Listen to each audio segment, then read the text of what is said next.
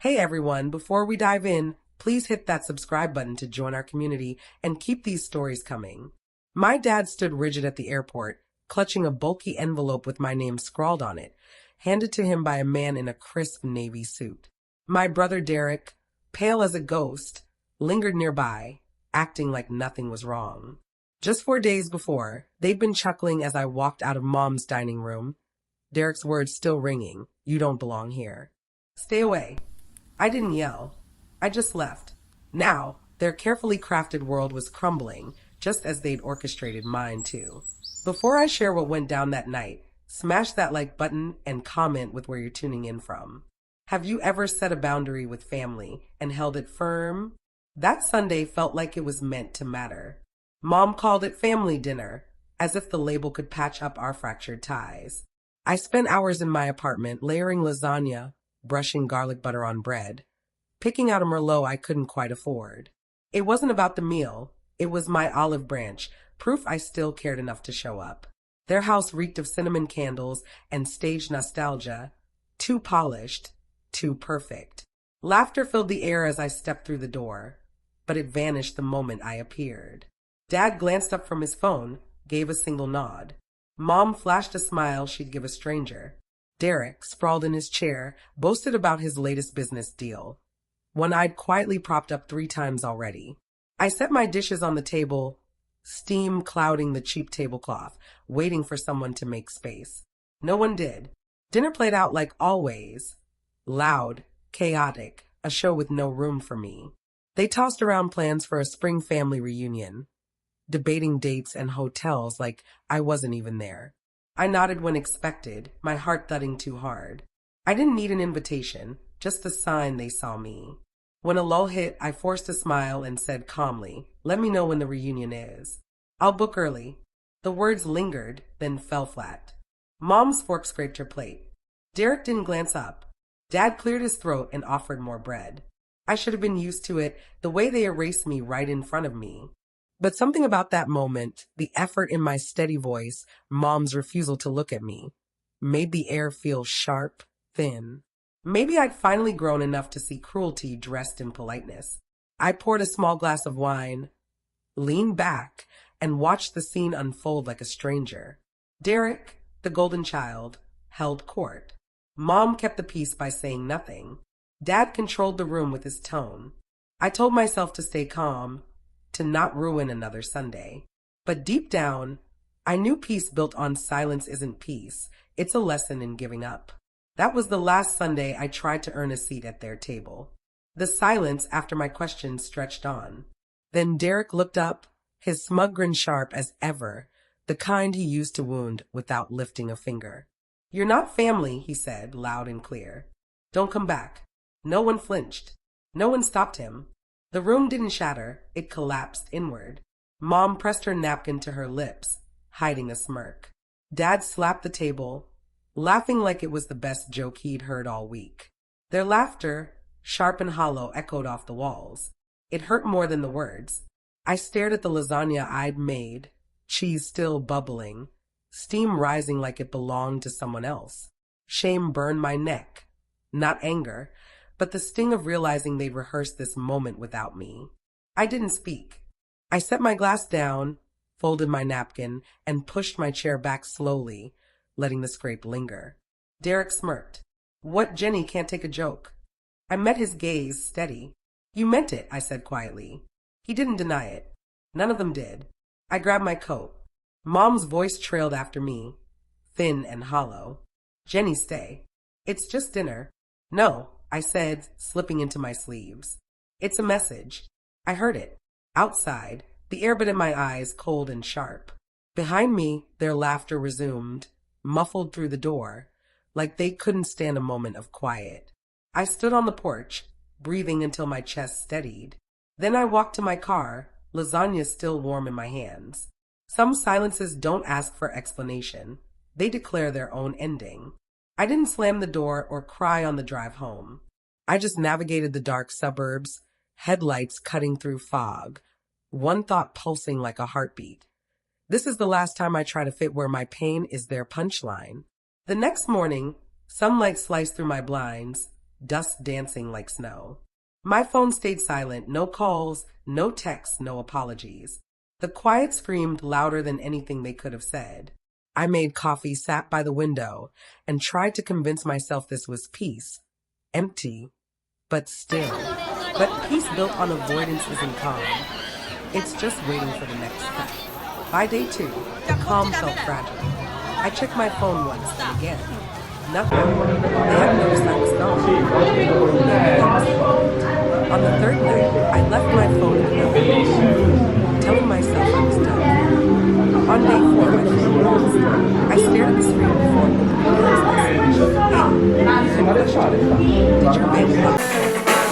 Loan payment didn't go through. No greeting, no apology, just delete. I read it twice. My thumb hovered, then typed for words that had been building for years. Not today, not funny. I blocked his number. My hands didn't shake, just a strange calm, the kind before a storm. But this storm wasn't mine to face. An hour later, Dad texted. I didn't read it, just let the phone buzz until it stopped. The refrigerators hummed, the only sound left, steady and indifferent. That night, I sat on the floor, surrounded by bank statements, receipts, records of Derek's endless emergencies. The numbers blurred, $200, $500, $1,000. When his business teetered, I'd bailed him out. My stomach churned at the pattern. My generosity was their crutch and their weapon. I highlighted each transaction, the paper glowing yellow under the lamp. Every line was proof of how long I'd funded their comfort at my own expense. When I finished, I stacked the papers and whispered to the empty room, no more. Rain tapped the windows, not lonely for once. The next day, silence held. No calls, no Derek, no laughter. But I knew how it worked. People who feed off you panic when you stop giving. By evening, knocks came, first soft, then pounding. Through the peephole, I saw Dad's stiff shoulders, Derek's restless pacing. Their rhythm was entitled, demanding. I held my tea, standing still in my apartment, heart steady as the frames rattled. I didn't open the door. I listened until their SUV's engine faded. Silence is a mirror. It shows people who they are when you stop being their supply. That night, I looked at the highlighted papers and smiled, not joy, but the kind of smile that knows something permanent has started. For days ago, I left their house empty-handed. Now I had something better, boundaries they couldn't buy back. 3 days later, an envelope arrived at my door, plain white, my name in Dad's careful script. Inside, $400 in 20s, no note, just a bribe to stay quiet. I stared at it, then slid it under the table until sunset. When the light turned orange, I tossed it in the trash. The soft thud of bills hitting plastic felt sharper than any apology. An hour later, Dad called. I answered on the 4th ring. Why? I said before he could speak. He sighed, practiced, patronizing. The loan payment failed. It's a mess, late fees, suppliers. We just needed a few days. We didn't use you, Jenny. Don't make it personal. I laughed short and sharp. That's the issue, you never did. He said my name softly, like it could fix things. I hung up. After that, I stopped pretending this was about money. It was about control. They'd built a world where my value was what I gave them. Now it was falling apart. I opened my banking app, printed every transfer, every Venmo, every favor turned debt. 2 years, $20,000. The printer groaned as I highlighted Derek's transactions, the stack glowing yellow, the pattern undeniable. I packed it into a manila envelope, wrote, "This is who I was. Who were you?" and dropped it in a mailbox, no tracking. If it got lost, it had already served its purpose. Their calls doubled that afternoon. Mom's voicemails quivered, rehearsed. Things got out of hand. Sweetheart. Come for lunch, we'll talk. Another at midnight. Family sticks together. Jenny. Derek's under so much pressure. For mentions of family in 1 minute like a charm. On day 5, an email arrived. Repayment plan. A color-coded spreadsheet. Absurd. Derek listed amounts he might repay next year, ending with, "Let's move on." We're family, right? I stared at family until it blurred. Then a call came from an unknown number. Miss William, Thomas Reed, Greenlight Legal. Confirming your co-signature on a $10,000 loan for Derek William. My pulse froze. I never signed anything, I said. A pause. We've noted inconsistencies. You're not liable. We'll follow up. I hung up, hands trembling, not from fear, but clarity. They hadn't just taken my money, they'd stolen my name. I called Miss Parson, a lawyer from work. This isn't a mix-up, she said, voice like steel. It's identity fraud. Stay calm, document everything. We'll handle it quietly. Quietly made sense. Chaos was their weapon. Silence was mine. I documented everything. Voicemails, forged bills, payments made in trust. I labeled the folder paper cuts, small wounds that finally bled truth. The next morning, Miss Parson sent a cease and desist to Derek's business. 2 hours later, his email arrived. Think you're above us now. You'll regret this. I didn't respond. Instead, I drove to Grandma's cottage, the only place that felt like home. She opened the door before I knocked. About time, she said, her voice knowing. I spilled everything, dinner, forgery, threats. She didn't blink. If you stay low, they'll always step on you, she said, pouring tea. Stand up, and they'll call you tall like it's a crime. Rain fell outside. What now? I asked. Her eyes held mine. You've already done it. 2 weeks later, Dad and Derek stood frozen at the airport as a man in a Navy suit handed them an envelope with my name, a summons, final and official. I wasn't there, but Miss Parson texted, enough. They've been served. I read it, feeling no triumph, no guilt, just the quiet relief of light flooding a dark room. For the first time, I owed no one anything. When it all settled, the silence wasn't heavy, it was earned. The legal tangle unraveled as it should. Derek's fake loan was voided, his accounts frozen. Dad's lies crumbled under his own signatures. Miss Parson handled it with precision, no gloating.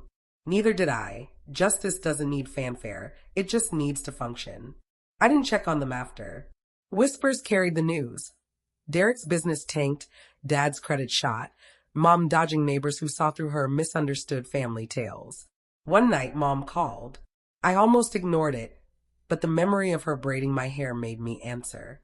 Her voice was raw, no act. I'm sorry, Jenny. For everything, for not protecting you, for letting them use you. I didn't cry, I listened. When she asked about the reunion, I said, no, Mom. I can forgive you from here. She didn't push, just whispered, I love you, and hung up. That night, I sat on my balcony, wrapped in a rain-scented blanket, city lights steady below. I tucked the envelope of receipts into a drawer. Some truths don't need revisiting, they just need to be. I made tea, turned off my phone, and breathed. For the first time in years, peace wasn't something I had to buy. It was something I'd built with silence, boundaries, and the strength to stop bleeding for those who never saw the wound. I used to think peace meant harmony. Now I know it's walking away while wishing them well. Their reunion happened without me. Their table perfect except for one empty chair. That gap spoke louder than I ever could. If you've ever chosen yourself over those who kept taking, I hope this reminds you silence isn't weakness, it's healing. Thanks for hearing my story. Drop a comment with where you're watching from, and if you've ever had to set a boundary with family. Your stories keep this space real. And don't forget to subscribe. There's more truth to share.